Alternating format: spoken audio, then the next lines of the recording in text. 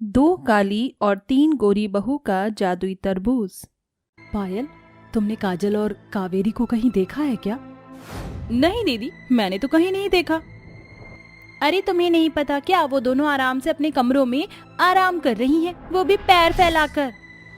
इनकी इतनी हिम्मत कि हम यहाँ भूख में तड़प रहे हैं और ये दोनों महारानी अपने कमरों में आराम से पैर पसार कर सो रही हैं। इन्हें तो मैं अभी बताती हूँ। निशा जोर जोर से आवाज लगाने लगती है। काजल, कावेरी, अरे कहाँ मर गई दोनों की दोनों? क्या तुम्हें दिखाई नहीं देता कि हम यहाँ भूखे प्यासे बैठे हैं? निशा की आवाज से उसकी सास और उसकी दोनों देवरानी भी आ जाती हैं। अरे बहू, क्या हुआ? इतनी जोर जोर से क्यों चिल्ला रही है? अरे क्या बात है माँ जी, इस घर में तो हमें खाना भी नहीं मिलता। अब ये दोनों बहू दिन भर तो सुस्ताती रहती हैं। ये सब मैं क्या सुन रही हूँ? तुम दोनों जब देखो आराम करती रहती हो, घर का कोई काम क्यों नहीं करती? माँ जी, अभी तो हम दोनों सारे काम करके अपने कमरे में आराम करने गए थे। हाँ माँ जी, अभी तो हमें टाइम ही क्या हुआ था।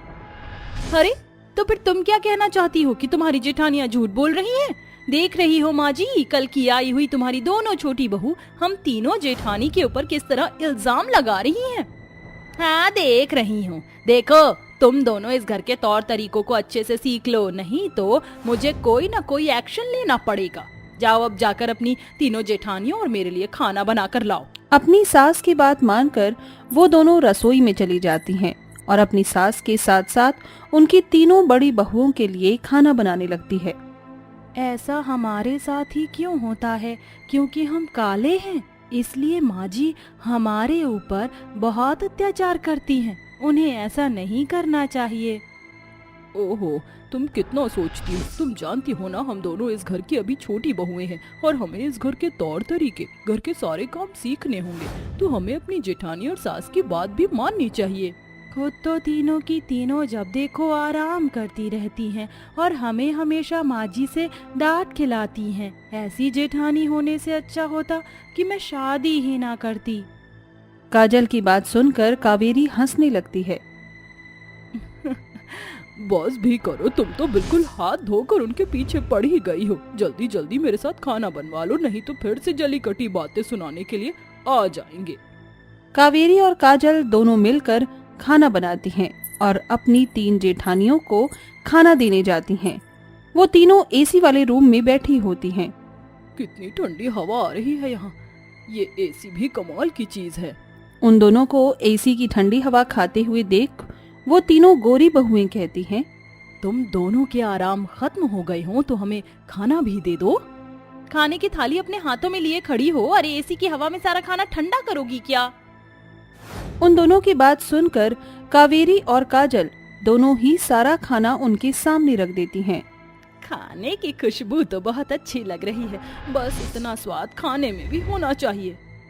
मैं जानती हूँ, जो चीज देखने में अच्छी लगती है वो अक्सर खाने में बकवास लगती है। अगर मेरी बातों पर विश्वास ना हो तो खाकर देख लो। कीर्ति की दोनों बहनें जैसे ही खाना खाती हैं, वो सारा खाना मुंह से बाहर निकाल देती हैं और चिल्लाते हुए कहती हैं, हे भगवान, ये क्या बनाया है तुमने? ची ची ची ची ची, ऐसा खाना खिलाओगे तुम? कितना बकवास है, ना नमक है ना मिर्च है। अरे ऐसा खाना तो कोई मरीजों को भी नहीं खिलाता। दोनों की दोनों निकम्मी हो, तुम दोनों कोई भी काम ठीक से नहीं करती हो। फिर तुम दोनों ने कर ही दिया मेरी बहुओं को नाराज। अब यहाँ से चली जाओ और दोबारा हमारे सामने आ मत जाना। ये सुनने के बाद वे दोनों उदास हो जाते हैं, लेकिन वो इस बात को नजरअंदाज कर देती हैं। जिसके बाद दोनों बचा हुआ खाना बाहर गरीब लोगों में बांटने के लिए चली जाती हैं।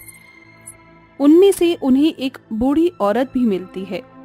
रोजाना तुम गरीब लोगों को खाना खिलाती हो, भगवान तुम्हारी हर मनोकामना पूरी करे। अगर ऐसी बात है तो काश भगवान हमें काले से गोरा बना दे। ऐसा होता है क्या? कावेरी काजल की बातें सुनकर हंसने लगती है। तभी वो बूढ़ी औरत एक तरबूज उन दोनों को देती है। इस तरबूज को अपने घर ले जाओ और आधा तुम खा लेना, आधा तुम खा लेना। उसके बाद तुम्हारी जो भी परेशानियां हैं सब खत्म हो जाएंगी। वो बूढ़ी औरत तरबूज देने के बाद वहाँ से चली जाती है। जिसके बाद कावेरी और काजल तरबूज को लेकर घर पर लौट आते हैं। क्या सच में ये तरबूज जादुई है? मैं नहीं जानती, लेकिन चलो इसे खा कर देखते हैं। जैसे ही कावेरी और काजल दोनों तरबूज खाती हैं, वो दोनों बहुत गोरी और सुंदर हो जाती हैं। अरे बाप रे बाप, जरा देखो तो सही, हम तो बहुत सुंदर और गोरे हो गए हैं। ऐसा तो मैंने सोचा ही नहीं था कि तरबूज को खाने से मैं इतनी गोरी हो जाऊंगी। तभी उस तरबूज के अंदर से एक बहुत तेज रोशनी निकलती है। उस रोशनी के अंदर से वहाँ खूब सारा सोना, पैसा, हीरे इकट्ठे हो जाते हैं। ये तो चमत्कार ही हो गया। ये कोई मामूली तरबूज नहीं बल्कि जादुई तरबूज है। तभी वहाँ पर ममता अपनी तीनों गोरी बहुओं के साथ आ जाती है। आखिर ये सब चल क्या रहा है, मुझे कुछ समझ नहीं आ रहा। ममता की दोनों काली बहू हैं, जो कि अब गोरी हो चुकी थी। वो दोनों ममता को सारी सच्चाई बताती हैं। और अब देखो हम कितनी गोरी हो गई हैं। माँ जी, हमारी ख्वाहिश तो पूरी हो गई। उन दोनों को इतना खूबसूरत और सुंदर देख पायल, निशा और कीर्ति के मन में भी लालच आ जाता है। जब कोयले की खदान इतनी सुंदर और गोरी हो सकती है, तो सोचो हम कितनी खूबसूरत हो जाएंगी। चलो हम भी इस तरबूज को खाते हैं।